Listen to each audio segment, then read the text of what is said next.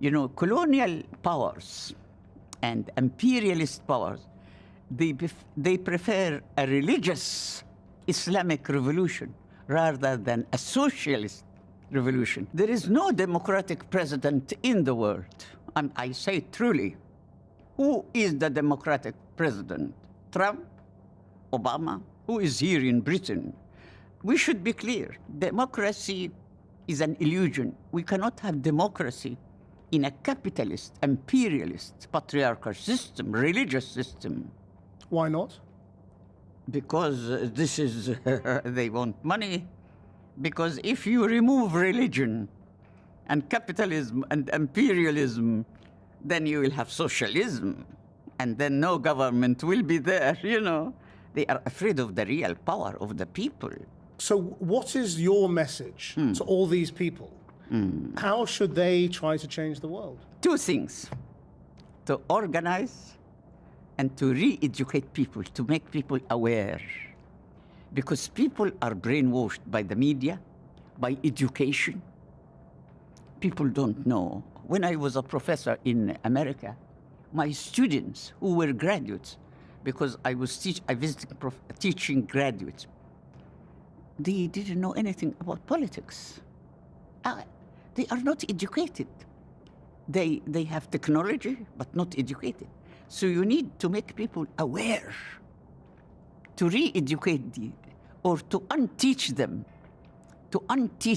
to eradicate the very traditional bad education.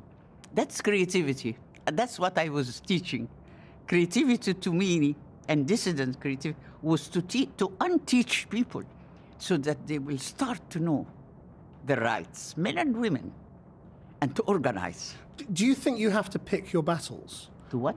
Choose the battles. So you've talked about the patriarchy, you've talked about capitalism, you talk about religious oppression. Can you fight all these three fronts at the same time, or do you need to pick them off one by one? You need to be aware, number one, because splitting makes us ignorant. Education is based on splitting reality.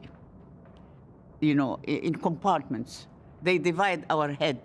You put here religion, and here gender, and here medicine, and here history.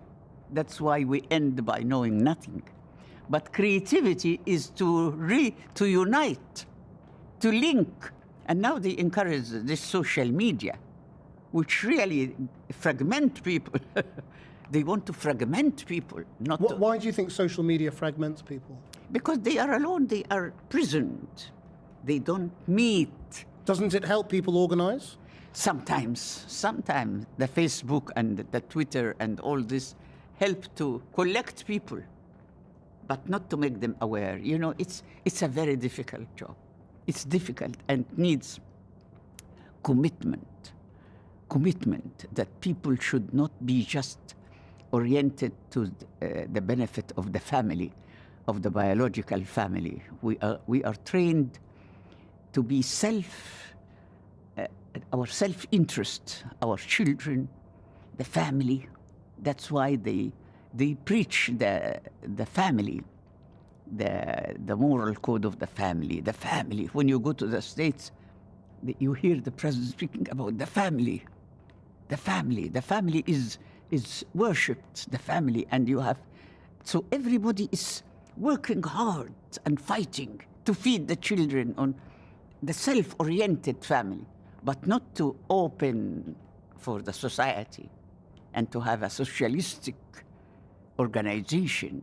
No, this is not happening. We can talk about it, but it doesn't happen. It doesn't happen. Are you very pessimistic then? No, I am not. I'm not. Who said? I don't look... Well, because you say it's not going to happen and it can't happen. No, it can happen, but we need awareness, and we need to struggle together. Do you believe you will see it? I am very optimistic, because hope is power. I don't believe in pessimism at all. When I was in prison, I was very much hopeful. And in the worst situation, I never lose hope. So we need to continue the struggle locally, global and local, because we cannot fight alone in Egypt. It is a universal battle. Universal battle. But it has to start locally. And then to link. I am very fond of the word link, connection. Is this a perpetual struggle? Is it what? A perpetual struggle.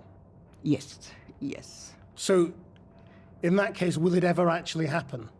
Will the world you want to see It will come. ever change? When? It will come. Well, I don't care about when. If you look to history, you cannot say when. History is history, you know, and life is changing. And we are now much better than 100 years ago. Look at history, and then you will be hopeful. You will be very optimistic if you look to history. Yeah.